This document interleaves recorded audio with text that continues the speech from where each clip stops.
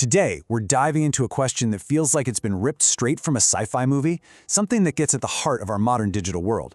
But our guide for this journey isn't some tech guru. He's a philosopher from ancient Athens who lived 2,400 years ago, Plato. And you'll see that the answers he came up with back then are still powerful enough to challenge everything we think is real. This is the big one, isn't it? When you look around you right now, are you actually seeing objective reality, or is it all just an interpretation, something filtered through your senses? You know, the light hitting your eyes, the sounds reaching your ears, do they give you a true picture of the world or just a really convincing illusion? In our age of virtual reality, this question feels more urgent than ever, but it's one of the oldest and deepest puzzles in human history. Way before anyone could even imagine a computer simulation, a brilliant mind in the buzzing city-state of Athens dedicated his life to this exact mystery. His name was Plato. He lived through a time of incredible political chaos, a time that saw his own beloved teacher, Socrates, sentenced to death by the state. And that experience, it changed him. It pushed him to question everything, all the accepted truths of his society. He became one of the first people to really systematically argue that the world our senses show us isn't the real world at all. So, to get Plato's revolutionary answer, we have to start with his most famous and important idea, the theory that reality is basically split in two. Now, this isn't just some minor philosophical detail. This is the master key to his entire way of thinking. Pretty much everything he wrote, on politics, ethics, love, you name it, is connected to this single, powerful distinction between what we see and what truly is. For Plato, the very first step toward wisdom is just realizing that we're all kind of caught between two completely different realms. On one hand, you've got the physical world we perceive with our senses, the world of sight, sound, and touch. But on the other, there's a higher, invisible reality of pure ideas, a world that we can only get to with our minds. Understanding this deep split, this tale of two worlds, is absolutely essential to unlocking his philosophy. All right, here's the core distinction laid out. Over on the left, you have the world of senses. That's our everyday physical world. It's filled with things that are always changing, decaying, and are ultimately imperfect. A beautiful flower wilts, a strong building crumbles. For Plato, this world is just fundamentally unreliable, a realm of shadows. But on the right, you have the world of forms. This, for Plato, is true reality. It's a perfect, eternal, and changeless place of pure ideas or ideals. So while our world has many beautiful things, the world of forms has the one perfect, eternal idea of beauty itself. That's the world he considered more real. So, what exactly is a form? Well, think of a form as the perfect blueprint or the ideal version of a concept. Every single physical chair you've ever sat in is just an imperfect copy of the one perfect form of chairness. But even more importantly, there are forms for huge abstract concepts like goodness, justice, and beauty. These are the ultimate unchanging truths. Every just act in our world is just a flawed attempt to copy the perfect form of justice, an ideal that exists completely on its own, independent of our world. This brings up a huge question, right?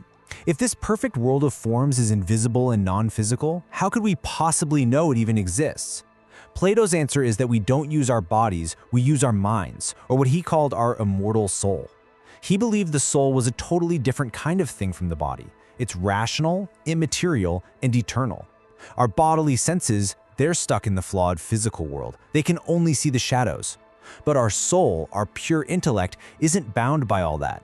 It has the power to grasp the eternal forms directly, especially when it can tune out the constant distractions of the body. Now, what's really fascinating is how Plato decided to share these enormous ideas. He didn't write a textbook or a straightforward philosophical manual. He was convinced that true knowledge couldn't just be written down and handed to someone. Instead, he chose this really unique, indirect method that forces us to become active participants in the search for truth, to basically take the philosophical journey for ourselves. And that's a fair question. Why all the mystery? I mean, if you've figured out the true nature of reality, why not just lay it all out for everyone to see? The answer tells us something huge about what Plato thought philosophy actually was. He was pretty skeptical of the written word. He saw it as static, dead. It can't answer your questions or defend itself. He believed real knowledge couldn't just be poured into your head like water into a jar. It had to be actively discovered from within, through real live conversation and tough self-examination. Plato's strategy was totally unique. In all of his writings, he almost never speaks to us directly. We don't hear the voice of Plato. Instead, he gives us his philosophy in the form of dialogues, these dramatic conversations between a few characters, often set somewhere specific, like a party or a walk outside the city. All the arguments, the insights, the doubts, it's all voiced by his characters. Whatever Plato wants to tell us, he tells us through them, and just leaves it to us to interpret the drama. And the star of most of these dialogues is Socrates, Plato's real-life teacher and hero. But the Socrates in these books doesn't just give lectures. His method, the famous Socratic method, is to just relentlessly question people.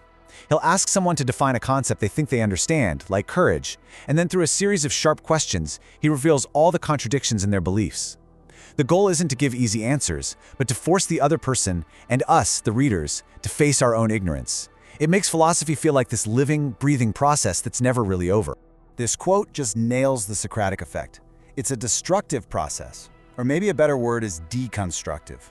Before you can build true knowledge, you have to clear away all the junk, all the false opinions and unexamined beliefs you've picked up from society.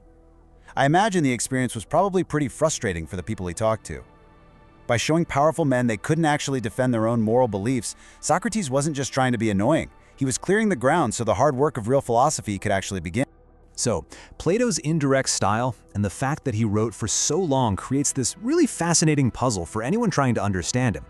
We're not just reading a fixed set of rules carved in stone. We're kind of playing detective, trying to interpret this brilliant mind that was itself constantly exploring, questioning, and maybe even changing over several decades. It means reading between the lines is absolutely essential. And that's the crucial point. Plato's philosophy wasn't just born fully formed one day. He wrote these dialogues over about 50 years. That's a whole lifetime of thinking. And since he didn't leave us any dates or a guide to his work, scholars have had to piece together a likely timeline. To make sense of it all, they often group his writings into 3 distinct phases, which might just represent a major evolution in his own thinking. First up is the early period. These dialogues are thought to be Plato's attempt to capture the memory and methods of the real Socrates. They usually focus on ethical questions like what is virtue, and often end without a clear answer. Then we get to the middle period. This is where the character of Socrates starts to sound a lot more like a mouthpiece for Plato's own big ideas, the theory of forms, the immortal soul, and his famous ideal state in the Republic.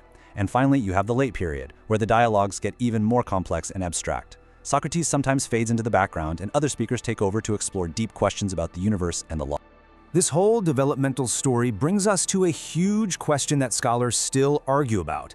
Did Plato's views actually change over time? Did he start to doubt or seriously rework some of his most famous theories? The stakes here are pretty high. If he did, it might mean that even a mind like Plato's found some deep problems in his own system. And the evidence in the dialogue suggests he was, at the very least, constantly tinkering with his ideas. Okay, let's look at 2 key examples. First, on his signature theory of forms. In one of his most puzzling dialogues, the Parmenides, Plato basically puts his own theory on trial.